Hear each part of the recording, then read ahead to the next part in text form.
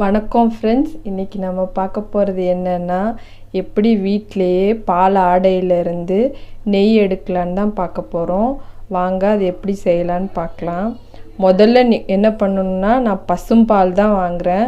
அது பால் காய்ச்சிட்டு ஆற வச்சுட்டு ஃப்ரிட்ஜில் எடுத்து வச்சிடணும். அப்படி எடுத்தோன்னா நல்லா மேலே ஏடு நல்லா படிஞ்சிரும். அதை எடுத்து ஒரு பாத்திரத்தில் கலெக்ட் பண்ணிகிட்டே வரணும். டெய்லி எடுக்கிறத எடுத்துகிட்டு ஃப்ரீசரில் வச்சிடணும். வச்சோன்னே ஒரு 10 நாள் ஆனோடனே இவ்வளோ வந்தது. இதிலேருந்து எப்படி நெய் எடுக்கலான்னு சொல்லி பார்க்கலாம்.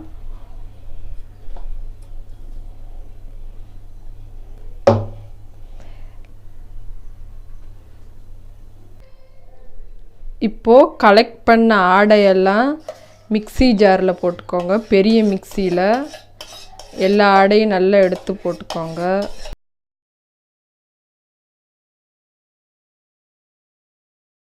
போட்டுட்டு நல்லா சில்லுன்னு இருக்க தண்ணி, ஃப்ரிட்ஜில் வச்சுருக்க தண்ணியை எடுத்து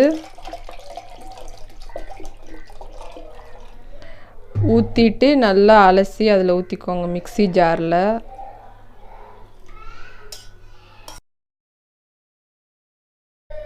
ஊற்றிட்டு இப்போ மிக்ஸியில் வச்சு நல்லா அரைக்கணும்.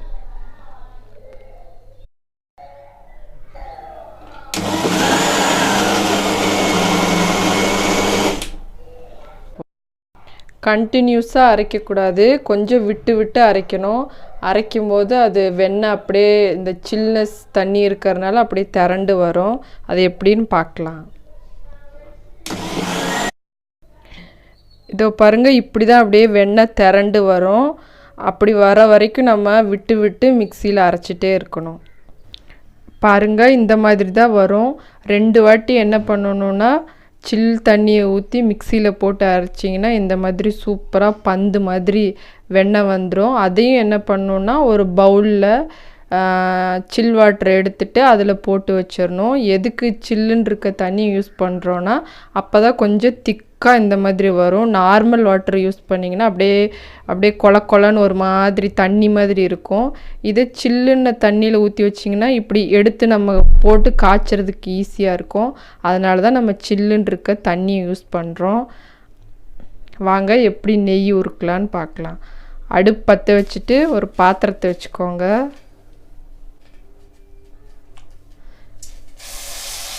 வச்சுட்டு அதில் எடுத்த வெண்ணெயை போட்டுருங்க.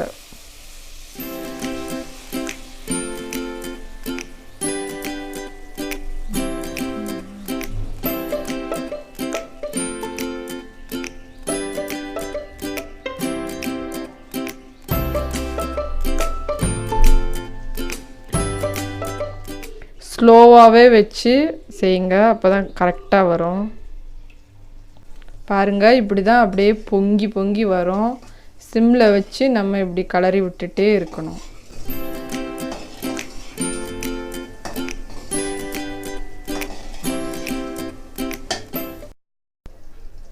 பாருங்கள், இப்படி தான் பொங்கி வரும். அப்போ என்ன பண்ணணுன்னா, ஒரு சின்னோண்டு உப்பு, ஒரே ஒரு கல் மட்டும் போட்டுக்கோங்க. கல் உப்பு, அது போட்டால் சீக்கிரம் கெட்டு போகாதுன்னு சொல்லுவாங்க, அதனால் அதை போட்டுக்கோங்க. பாருங்கள், இப்படி தான் வரும். அழகாக சூப்பரான கலரில்.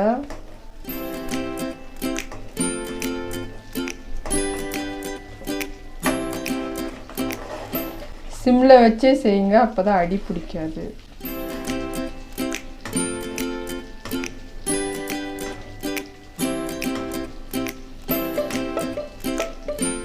இப்படி பொங்கி பொங்கி இப்படியே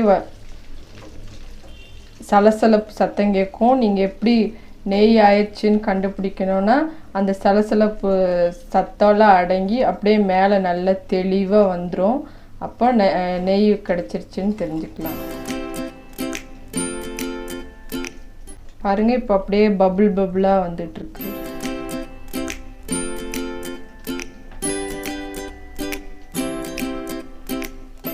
இப்போயே நல்லா வாசனை வர ஆரம்பிச்சிருச்சு.